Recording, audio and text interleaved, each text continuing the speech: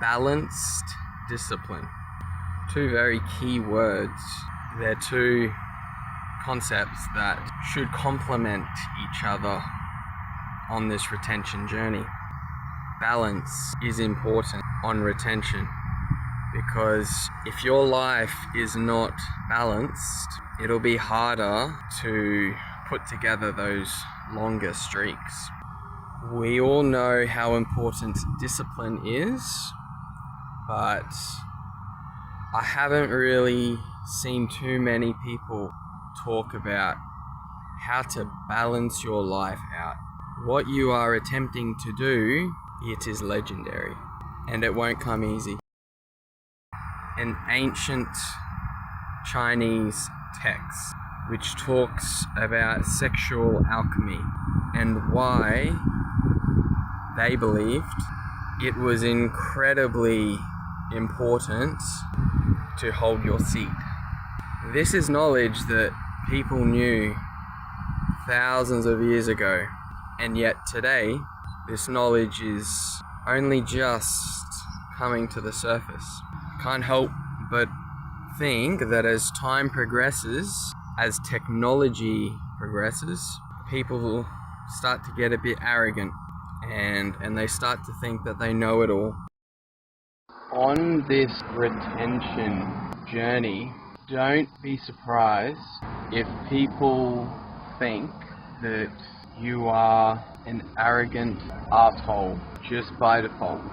And what I mean by that is people will have a certain perception of you in their mind just based on how you are carrying yourself, how confident you look. And the reason why people will think that you are an arrogant arsehole just by default is because your energy is something that they probably haven't really experienced. It's kind of like something very foreign to them, and to some people it may even be intimidating, even though you have no real intention to be intimidating or any of that stuff, just purely based on your energy.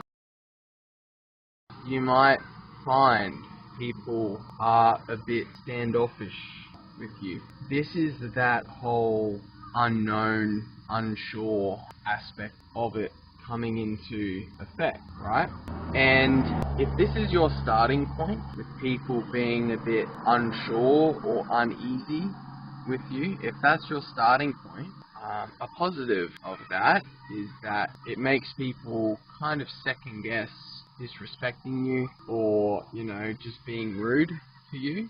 I suppose that's a positive. However, as time goes on, you then have the opportunity to prove them wrong. You have the opportunity to actually reveal your true self. And that probably isn't an arrogant asshole. And it'll be quite good to witness how people's perception of you changes over time. It's kind of like in the back of their mind, they are just waiting for you to confirm that their bias is correct. However, if you never give them any reason to think that you are an arsehole, I suppose eventually they will finally come to the realization that, hey, perhaps this guy, he is the real deal. Like maybe he isn't arrogant. I can see he's confident, but I wouldn't call him arrogant, because if he was arrogant, he'd be obnoxious. He's not that, so I guess I'll just give him the benefit of the doubt. Now, people don't think that you are intimidating because, like you have tattoos or anything. It's not because you shaved your head. It's not because everyone thinks that you're a tough guy. No. It is purely based on a foreign type of energy in our current society. Have any of you ever thought about the first time that you ejaculated? Sure, it may have been 10, 20 years ago, however old you are, but I can recall the first time that I ejaculated. And I remember feeling like it was an experience like I had never experienced before that point. I felt the energy go through my body, and I didn't know what was happening at all. All I knew was that, hey, it felt good. And that is where the addiction started. I remember feeling like I was having a convulsion, like my body, it couldn't handle what was happening, and I was having a convulsion. Now, obviously, over time, the more that you do it, you become more and more desensitized to it, and it starts to become an escape for you. And even though every single time that you do it, it feels good, deep down you know that it'll never feel as good as the first time. It should be your goal to become balanced in how you view sex. Walking the path of semen retention, I think of it like it is a glitch in the matrix.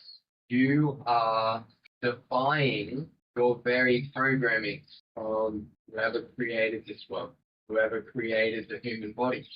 And it is only right that if you start to view it in this way, things are going to start happening in your life because you are doing something that is out of the ordinary. You are defying the very programming that is inside your brain and body. No easy feat. However, once you achieve this feat, you will get to a point where there's no going back because you know too much. You've experienced the profound changes and healing inside your own life that no one who is ignorant to this stuff, no one can tell you that it's just placebo. It's all in your head. This will set you on the path in becoming your higher self in the spiritual sense. That is free from all of the earthly limitations that we are attached to here in this world. Don't abuse your sexual energy, and God will reward you greatly.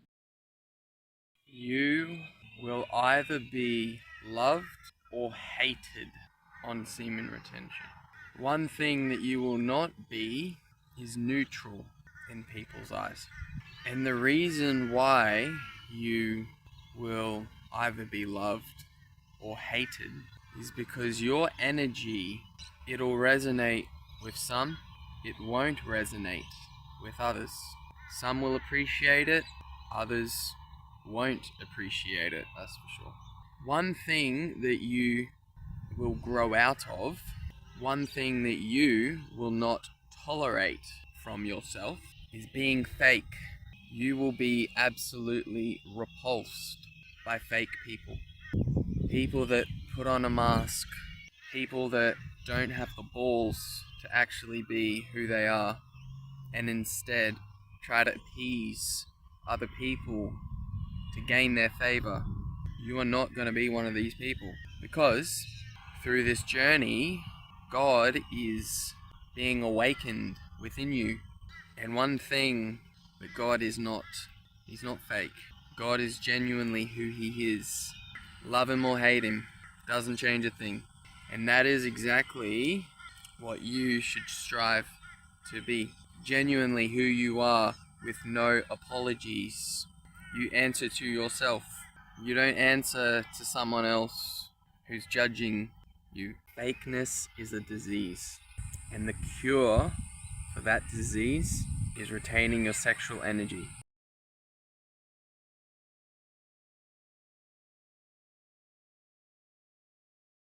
The nervous system, it is the pillar of your health, of your state of being. I've experienced it in my own life.